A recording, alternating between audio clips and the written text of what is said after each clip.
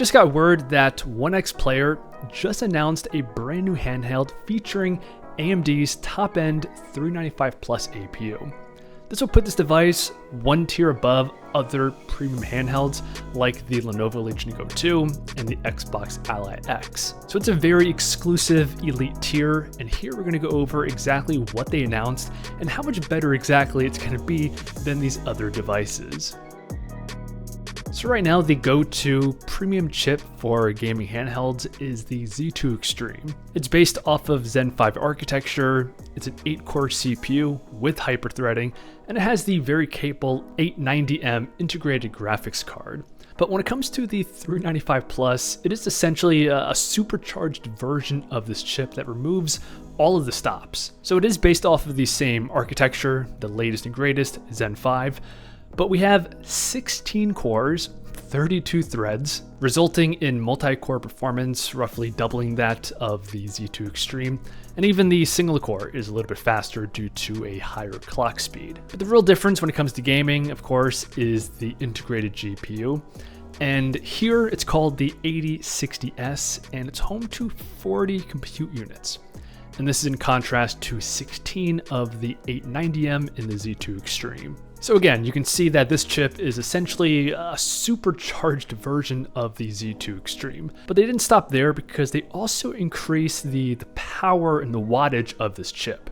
So the Z2 Extreme has a maximum TDP of 35 watts, which is respectable for a mobile APU. But the 395 Plus goes all the way to 120 watts, making this chip really behave and act more like a dedicated CPU-GPU combo versus a mobile chip. Now, the reason why this chip is not super common even within premium handheld game PCs, because when you take a chip like this and max out all the stats, there are some inevitable drawbacks. One of the biggest is battery life.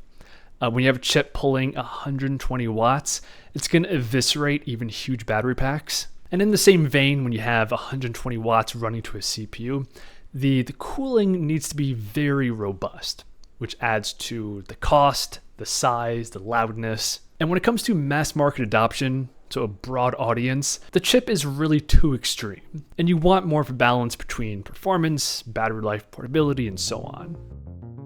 But when it comes to the enthusiasts that are okay with these trade-offs in exchange for the latest and greatest performance, that is where this chip and this exclusive group of handhelds really shines. So this newest model is from Onexplayer, and it's the onexfly Apex. This is going to be an 8-inch handheld with a 120Hz variable refresh rate display. And I gotta say, based off of the limited images and videos, the design here does appear to be pretty slim and portable. And potentially one reason for this is the liquid cooling system. As of right now, we don't have much information on this, but theoretically, an enhanced, more efficient cooling system will allow for a smaller, more compact design. And in terms of the battery capacity, it's going to come in at 85 watt hours and be removable. And that kind of makes me think it's going to be similar to the GPD Win 5. This is another handheld with the 395 Plus chip, and in order to make room for the cooling system, they actually have hot swappable externally placed batteries. Now on this device, they didn't specifically say if it's an external or internally integrated battery, just that it's swappable. And that leads me to believe that it's probably going to be a similar solution to the Win 5. And 85 watt hours is a pretty good capacity, but again, with this chip, if it's running at its full 120 watts, that is still less than 1 hour of runtime. Now, unfortunately, they did not list any price, but I would expect this to come in at least $1,500, probably more. So this device, with its terrible battery life, a high price tag, is definitely not for everybody. But for the enthusiasts that are willing to put up with this, use portable power banks, and just want to experience the latest and greatest technology, this might be the best handheld to do that with. Definitely let us know your take in the comments below. If you guys enjoyed, subscribe, like, and I'll see you guys in the next one.